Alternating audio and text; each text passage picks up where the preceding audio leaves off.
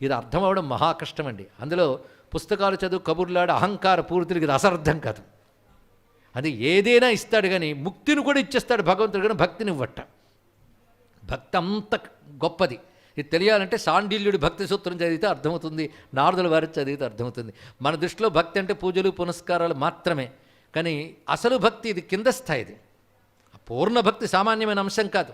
కానీ లోకంలో మనకి ఎలా మీడిపోయి అంటే కర్మభక్తి పైన జ్ఞానం చాలా గొప్పది, కానీ కర్మ తర్వాత భక్తి, భక్తి తర్వాత జ్ఞానం, కొన్ని ఫిక్స్డ్ అభిప్రాయాలు ఏర్పడ్డాయి. వీడికి భక్తి అర్థం కాదు, జ్ఞానం అర్థం కాదు.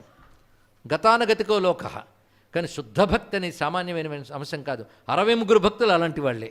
వాళ్ళకి వ్యక్తిగతమైన ఏ స్వార్థం ఉండదు, పరిపూర్ణమైన భగవత్ స్పృహ.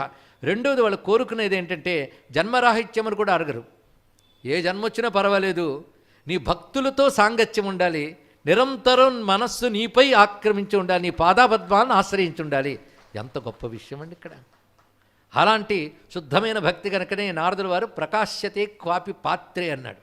ఇలాంటి భక్తి అందరిలో ఉండదు, కోట్లలో ఒకడికి దొరకడం కూడా కష్టమే.